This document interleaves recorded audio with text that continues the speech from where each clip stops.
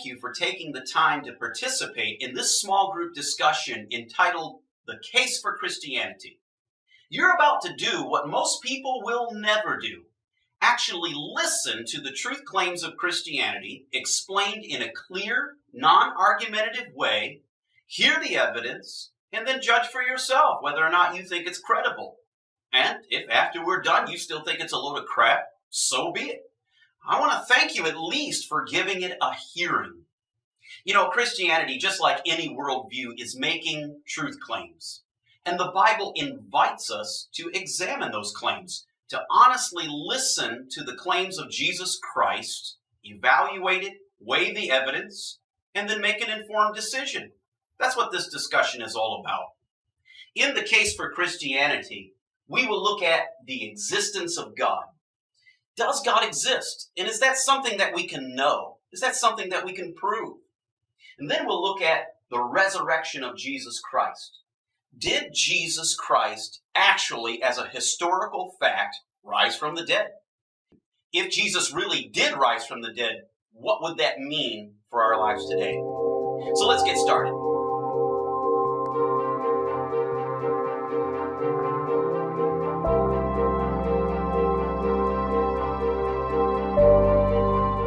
In the Bible, there's a book called Hebrews. And in Hebrews chapter 11 and verse 6, it says, anyone who comes to God must first believe that he exists. That's a pretty obvious statement. You can't come to God unless you first believe there is a God. Believing that God exists is the first step in entering into a relationship with that God. It's not the only step. It's not the final step. But it's an important one. And all the other steps come after it. And so that'll be our first step in the case for Christianity. Is there a God? There's no point in discussing the claims of the Bible or the claims of Jesus Christ and Christianity until we have first established, is there a God? You know, some people just aren't interested in this question. They would say, whether there's a God or not, it really isn't relevant to my life. But listen, if the being that we are discussing is actually real, if there really is a God who made you and before whom you will give an account, there couldn't be anything more relevant to your life. But wait a minute, can you really prove something like God? Believing in God, isn't that like believing in Santa Claus or the Tooth Fairy? It's not something that can be proven, right? Is there really any intellectual grounds for a thinking, rational person in the 21st century to believe in God? Well, yes, there is. And that's what we're going to be discussing. Believing in God and proving God is not like a scientific experiment. We can't know it like we would know a scientific truth, but we can know it and we can prove it. Let me explain. Science tells us that the average distance of the Earth to the Sun is 93 million miles. That is a scientific fact. It's not a matter of opinion. It's something that can be measured and calculated. You simply take another point in space, like one of the other planets, and using trigonometry and mathematics, it can be figured out. It's something that two different people in two different places can measure and come up with the same answer. Proving that God exists is not like proving a scientific experiment in a laboratory that can be repeated and verified. But we can prove it and come to a reasonable certainty that there is a God. Rather than thinking of it in terms of a scientific experiment, think of it like a courtroom. Imagine you were called to serve on a jury. The prosecution says the defendant is guilty. The defense says he's innocent. And both of them have different versions of what happened when the crime took place. Which version is the truth? Can you ever really know with 100% certainty? And the answer is no. You will never really know with 100% certainty what happened on the day that the crime took place. But does that mean we can't come to a reasonable decision about the truth? Of course not. That's what trials are all about. The purpose of a trial is to sift through all the opinions and determine the truth. So how do you do that? You weigh the evidence, you listen to the testimony, and eventually a weight of evidence shifts you in one direction or another, and you're able to make a reasonable decision about the truth and you give your verdict. That is exactly what we are doing as we attempt to prove the existence of God. We present the evidence in the form of logical arguments, and those arguments are going to pile up and up and up on top of each other until the weight of those arguments are so great, you must come to the reasonable conclusion that there is a God. But before we look at the evidence, there's something I want you to know. You come to this question, no matter who you are, incredibly biased. You cannot examine this question like you examine other questions. You need to know that we are hardwired not to want to see the evidence. Why? Because unlike other questions, this one has tremendous moral implications. Because if there is a God, it means I'm not just a collection of atoms. I am a created being, and therefore I am accountable to my Creator for the way that I live. And that, friends, is the primary reason that the rebel in all of us does not want this to be true. We don't want to see the evidence. We desperately want for there to not be a God. And we will not approach this issue without any baggage. We come to this issue with an incredible amount of bias in our heart that desperately does not want it to be true. Because if heaven is empty and there is no God, well, then all things are permissible and I can live any way I please. But if there is a God, I am no longer on the throne of my life. He is. I can no longer do my thing, my way, for my glory and my pleasure. If there is a God, I'm accountable to him. So you need to know right from the start that we are hugely biased against the evidence. If you don't buy into that, let me prove it to you. Remember that I said that the distance from the Earth to the Sun is 93 million miles? Did you believe me? Did you accept that as a fact? If you're like most people, you did. You accepted that as a fact without question. Well, how do you know that was true? Why were you so quick to believe it? I could have just made it up. Actually, I looked it up on Google, and I too am taking their word that it's true. But look how quickly you and I accepted that as a fact without actually measuring it for ourselves. It says on this cereal box that there is 3,500 milligrams of potassium in every serving of these here bran flakes. And you know what? I read that and I believe it. I accept it as a fact. I accept that as the truth. I don't even question it. And you know, I've never been to a laboratory where I analyzed these bran flakes to verify how much potassium is in it. But yet I believe it. And you know what? On the map, it tells me that there's a place called Australia. I've never been to Australia. I've never verified that it's there. And yet I believe it because it's on the map. Someone says it's true and I believe it. I don't question it. I accept it as a fact. The point is that the vast majority of the things that we know, we accept by faith on the testimony of others. We do it all day long. We rarely check things out for ourselves and verify things. Well, we would go crazy. We would spend the whole day long verifying information. Of the thousands of pieces of information that we get every day, most of it we accept on faith on the testimony of others. But look how easily we believe facts about cereal and the distance to the sun in places like Australia. But when it comes to the question of God, we say, hey, wait a minute. I'm not sure I believe that. Why? Because we're biased. You see, the distance of the earth to the sun has no moral implications. And it doesn't mean a hill of beans to my life how much potassium is in these bran flakes. And there are no implications to my life about whether or not Australia is there or not. And so I accept it. I believe it. But when it comes to God, there are tremendous moral implications to my life. And so I don't want to believe it. I'm biased. In the Bible, there's a book called Romans that says something interesting about our knowledge of God that might surprise you a little. It says, since the creation of the world, God's invisible qualities, his eternal power and divine nature have been clearly seen, being understood from what has been made, so that men are without excuse. And in another place, it talks about the knowledge of God is plain to them. The Bible is making the shocking declaration that not only does God exist, but that every human being on the face of this earth knows it. We know it. No matter how much someone might deny it, the Bible makes the claim that even the most vocal atheist, deep down in his inward being, knows that God is there.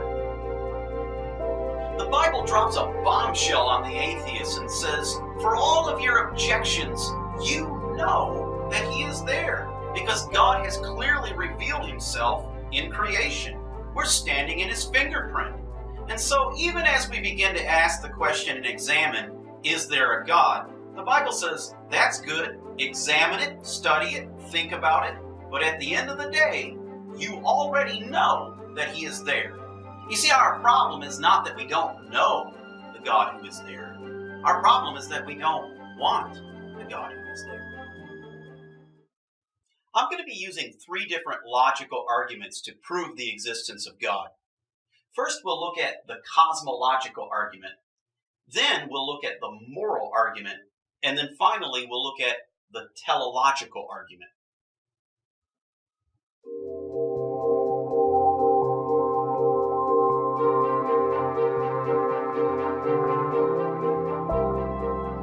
The star that is closest to Earth, the one that we know of as the Sun, is only one star in our galaxy, the Milky Way.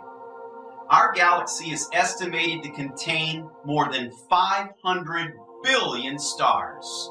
And that alone would be enough to blow our minds. But our galaxy is not the only one. It is estimated that the universe contains more than 200 billion other galaxies, each one of those with billions and billions of stars. Our galaxy, the Milky Way, is 100,000 light years in diameter. It would take a beam of light 100,000 years to cross just our galaxy. If you could travel in a jet airplane at 750 miles per hour to the star that's nearest to us beyond the sun, it would take you 4 million years to get there. When we look around us at the splendor and the abundance and the vastness of the universe, it forces us to ask a fundamental question. Why is there something rather than nothing? You can't escape that question. The fact that we now observe something begs the question, why?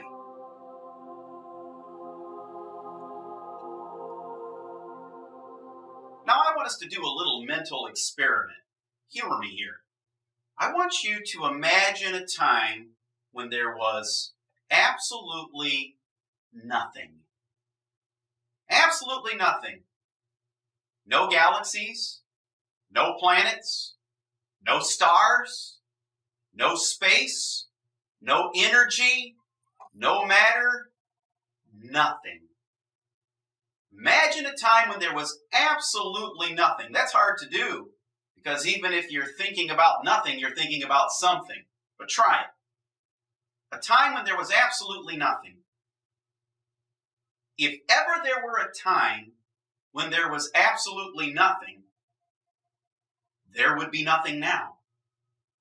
That is a truth that cannot be denied. If ever there were a time when there was absolutely nothing, there would be nothing now. You can't get something from nothing. You can have nothing for 1 trillion billion years, and you know what you'd have after that? Nothing. What does that prove? It proves that if there is something now, there must have always been something. And that inescapable conclusion was no problem for a scientist living 100 years ago. Sure, there's always been something, they would say. It's the universe. The universe has always been and always will be. But no credible scientist can make that claim today because we can observe that the universe is expanding, because the remnants of background radiation and hundreds of other scientific proofs point overwhelmingly to one conclusion. The universe had a beginning. 15 billion years or so ago, give or take an eon, on a Thursday afternoon, the universe began.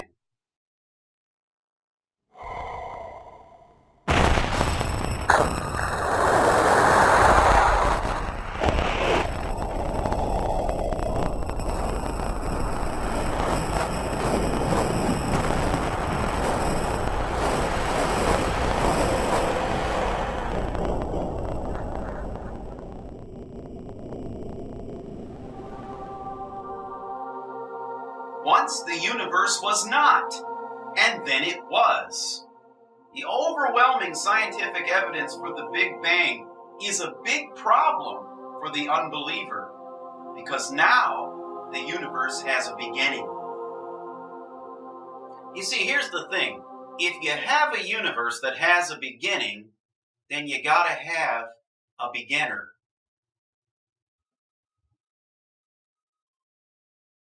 We all understand from our everyday observation that every effect must have a cause. You cannot have a causeless effect. So when we look at the universe, there must be a cause to this great effect.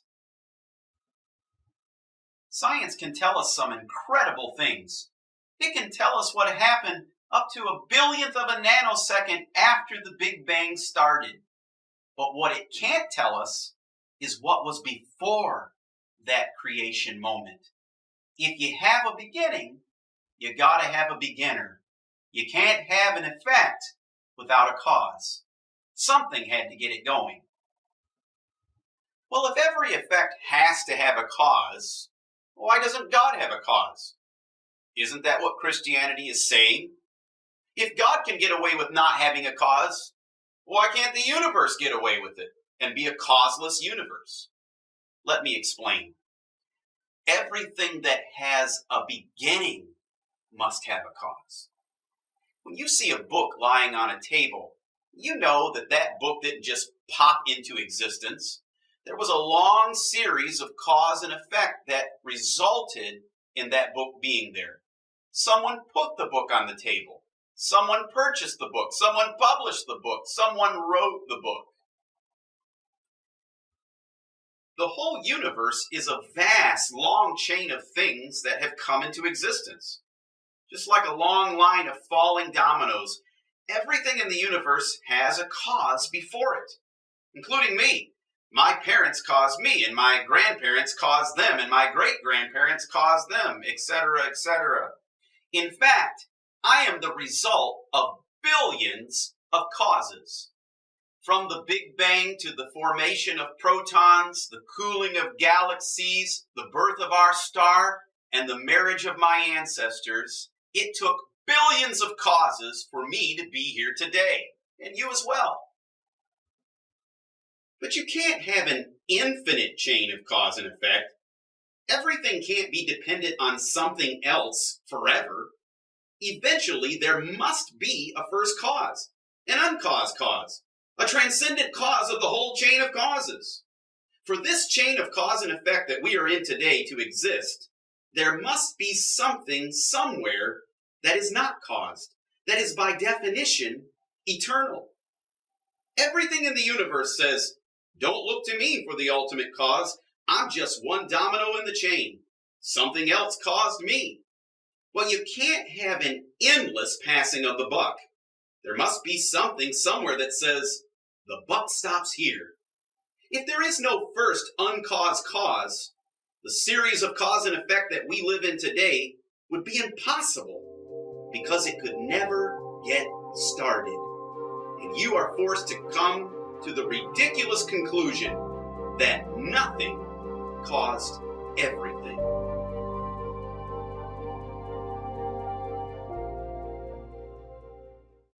Imagine I needed $10, only I didn't have any money, and so I borrow it from my friend Bill. Only my friend Bill, he doesn't have any money either, and so he borrows it from his friend Jim to give to me. And his friend Jim doesn't have any money, and so he borrows it from his friend Jeff to give to him, to give to him, to give to me. Man, I need to get some other friends. And his friend Jeff doesn't have any money, and so he borrows it from his friend Sue. And Sue doesn't have any money, and so she borrows it from her friend Jan. And on and on and on it goes. But you see, in order for me to get the $10, someone, somewhere, has got to have the money. Well, the whole universe and everything in it is borrowing its existence from something else. There's got to be something, somewhere, that is not a borrower. Something that possesses existence. A first, uncaused causer.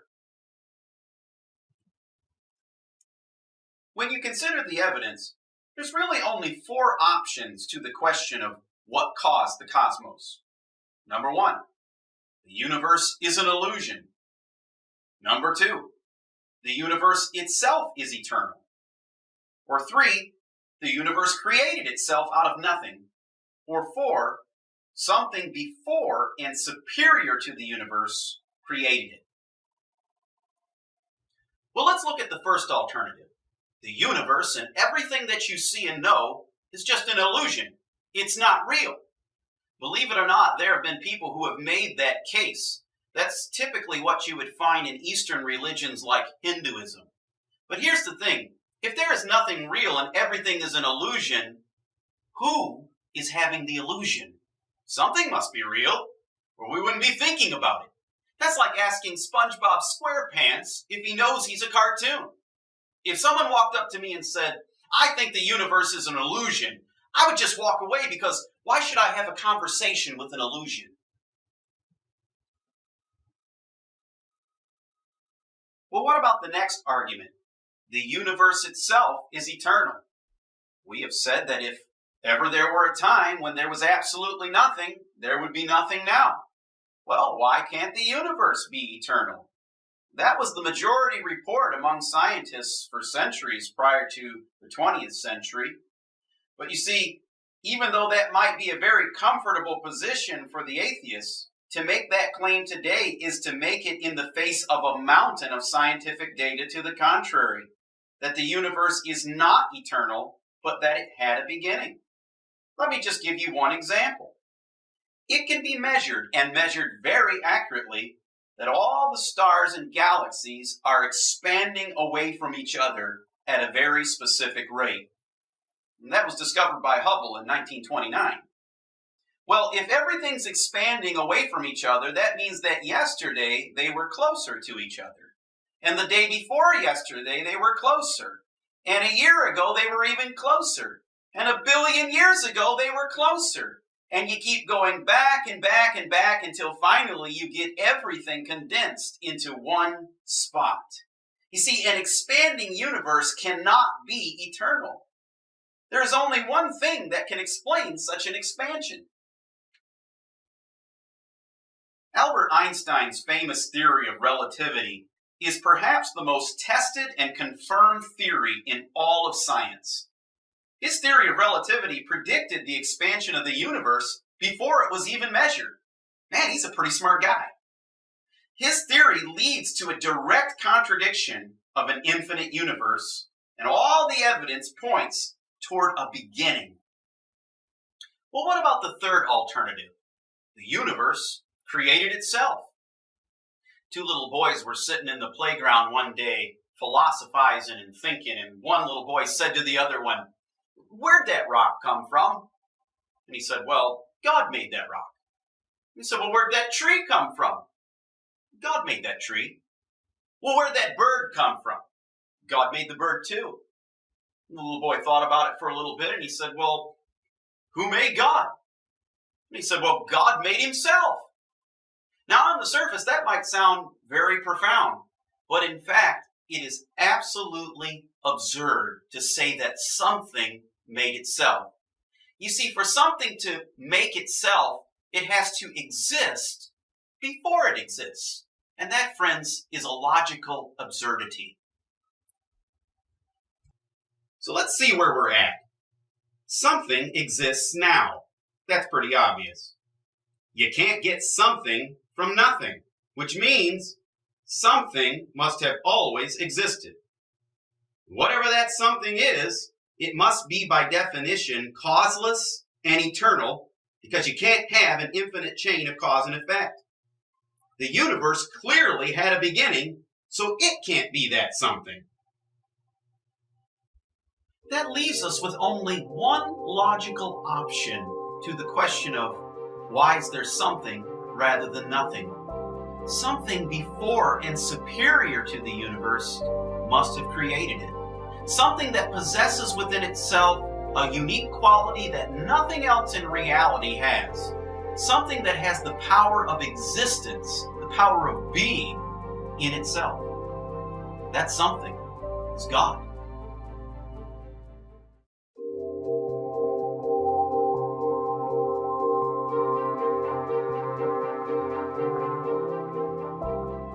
When anthropologists study culture, both present and ancient, despite the fact that there is such a wide range of differences, one common trait emerges.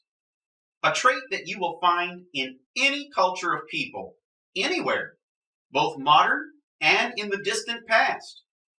You will find it in an urban city and in the deepest jungle tribe. What is this trait? It's morality.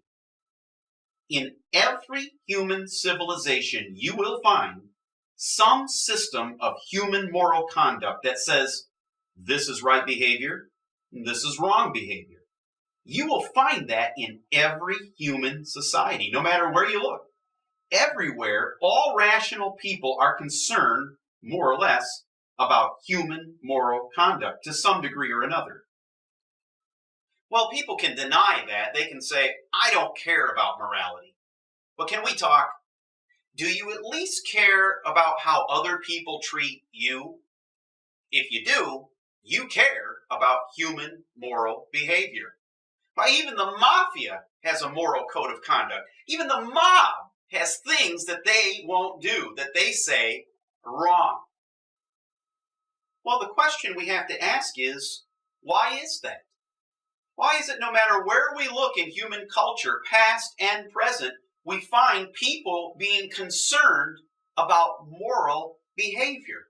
Where does that come from?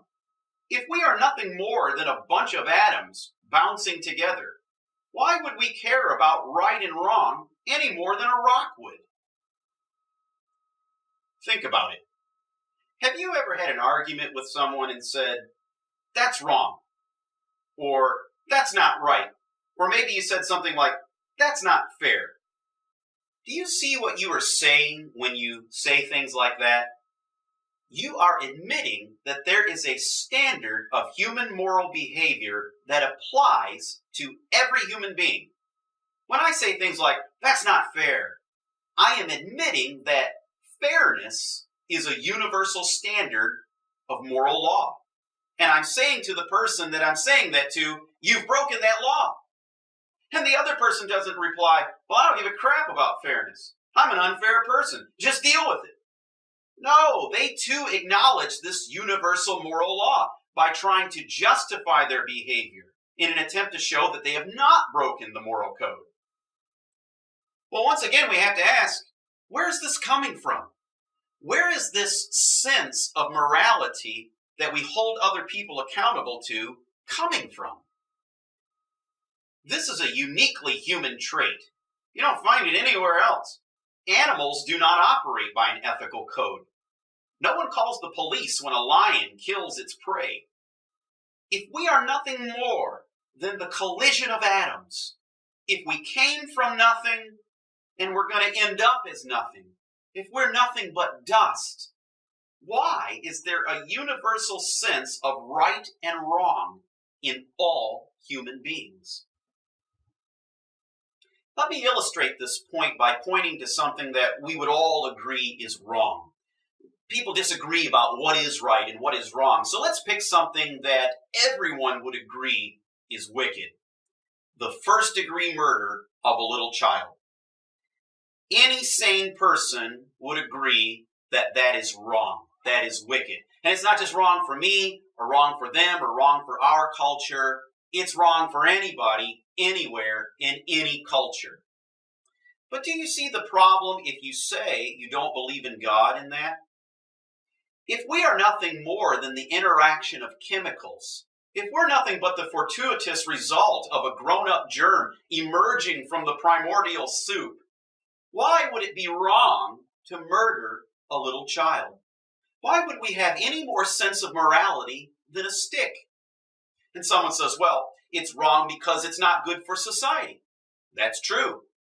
Why is it not good for society? Well, it's wrong because it exalts yourself above other people. True. Why is it wrong to exalt yourself above other people? Then they say, well, it's wrong to hurt people. And we say, true. Why is it wrong to hurt people? And we keep pushing it back further and further and further until you come to the inescapable problem of why should a human being who supposedly came from inanimate matter and is going to end up as inanimate matter, why does that human being have a sense of right and wrong? And yet we know deep down in our bones, it is wrong. It is wicked. And nobody has to tell us that. Where is this coming from? It is the evidence right in our heart that somewhere there is a lawgiver. The reason that we are outraged by that wicked act is because God is outraged at that wicked act.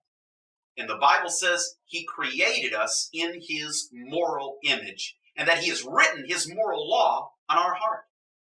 Every time you say, that's wrong, that's not right, you bear witness to the stamp of your Maker.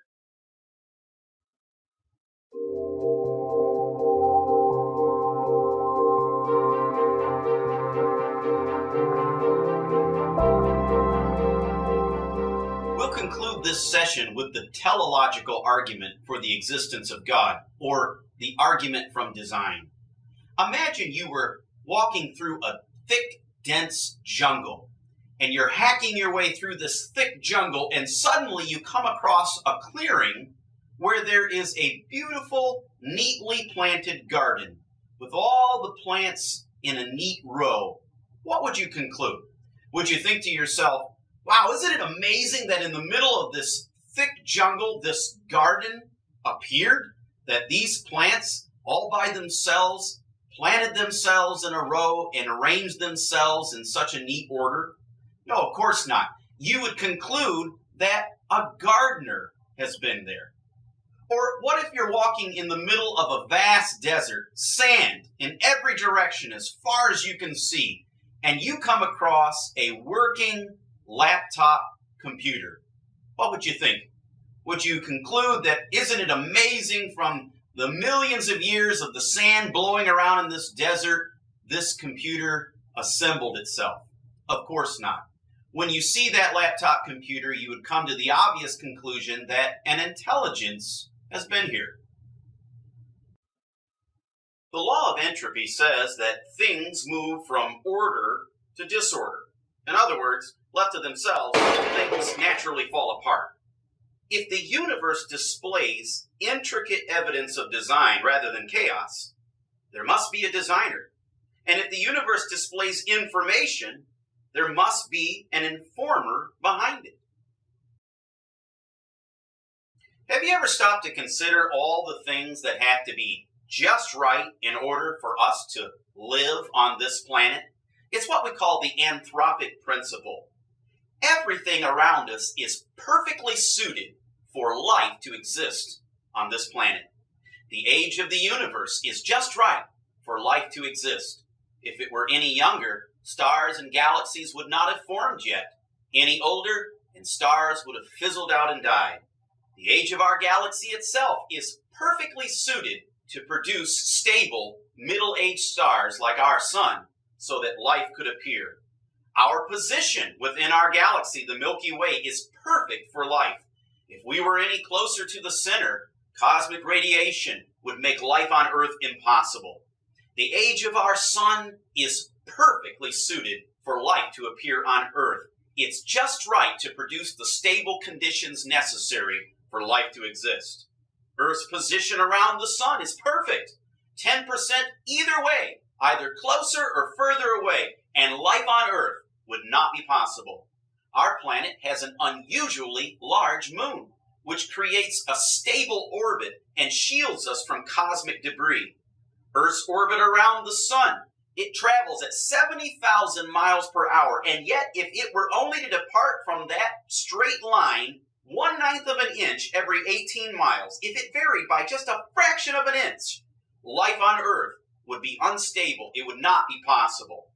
Earth's rotational speed is just right to produce food production.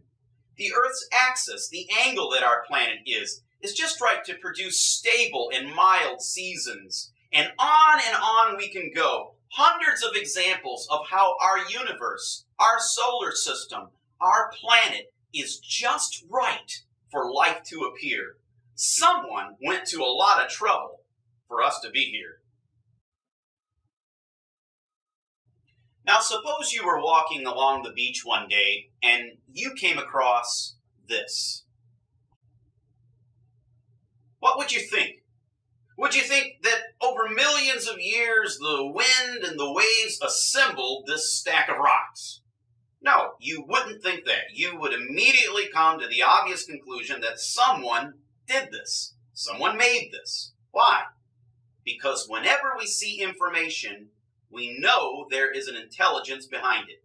And wherever we see design, we know there has been a designer. Or let's just say you're walking about in the Black Hills of South Dakota, and you come across this. Do you conclude, my, what an interesting rock formation. Well, it must have took billions of years for the wind and grains of sand to form this. It sure does look a lot like George Washington and some other presidents. What a fascinating freak of random chance. No, you look at this and you see information, so you know there was an intelligence behind this. You know that because that has been your everyday experience. And because you see the presence of design, you come to the obvious conclusion, there has been a designer. An eccentric artist spent most of his life out here sculpting this thing. Well, then what if you come across this? The human body. This is not a stack of rocks. This is not a sculpture. This is a marvel of design complexity, with a brain that rivals the greatest of supercomputers, a heart pump that surpasses anything any engineer has ever designed, in an average lifetime pumping 78 million gallons of blood and beating 2.5 billion times from the moment it switches on, pausing only to rest between beats. This is the human body, and we can point to thousands of examples of intricate design in the body. But let's just focus on one, the human eye. The human eye is enormously complicated, a perfect system composed of more than 2 million working parts located in about 40 individual subsystems, including the retina, pupil, iris, cornea, lens, and optic nerve. Each of these systems depend on the other and have no function apart from each other. So the eye just can't develop one step at a time. You need all the systems in place at the same time for it to work. The retina has approximately 137 million special cells that respond to light and send messages to the brain. About 130 million of these cells look like rods and handle the black and white vision. The other 7 million are cone-shaped and allow us to see in color. The eye can deliver and interpret up to 1.5 million pulse messages every millisecond. It's one of the most complicated machines in the universe. But the design and complexity gets greater the deeper you look. Let's go further. And just look at one single cell in the human body. The cell is an amazing microscopic factory, filled with thousands of molecular machines. There are machines that make energy, little janitor machines that clean up the cell, little molecular trucks that transport things wherever they need to go. And this is just one cell. The body has about 100 trillion of them. In fact, for every function of the human body, seeing, hearing, tasting, smelling, feeling, the immune system, blood clotting, and all the rest, there is a molecular factory filled with machines to do the job. Let's look inside this amazing microuniverse. Deep within the cell is the nucleus. As we travel inside, we see the tightly wound molecule known as DNA. DNA has an incredible property. Locked within its double helix structure are building instructions in the form of 4 chemicals which scientists have labeled A, T, C, and G. In a written language, information is conveyed by a precise arrangement of letters. So too in DNA, in the precise sequence of these 4 chemical letters lies the language of life, the written assembly instructions of how to build every one of the trillions of parts of the human body and all of its complex machines. And these detailed building instructions are found in every living thing on Earth. We have shown that wherever we see design and information in our everyday life, we automatically conclude this came from intelligence. Well, DNA is the most densely packed information storage system in the known universe. The DNA instructions to assemble a human body contains more than 3 billion individual characters. If stretched out single file, it would reach the sun and back 400 times. If the information to construct the human body were transcribed on paper, it would fill a 200-volume encyclopedia set, each volume with 1,000 pages. Now, come on, no one would ever point to a 1,000-page book and say, well, this just wrote itself. This just happened. And yet the building instructions to build a human body that's found in our DNA would fill 200 big books like this. Nowhere do we see random forces producing information. Wherever we see information, we always can trace it back to intelligence. The fingerprint of God is right on our cells. When you see this, you know it is the product of intelligence. When you see this, you know this didn't just happen. This is the result of intelligence. Well, how then can you look at this, an information system billions of times more complex, and not know that there's an intelligence behind this? How can you look at this intricate design and not know there is a designer involved? But as I have said, this is not an evidence issue. This is not an intellectual issue. This is a heart issue.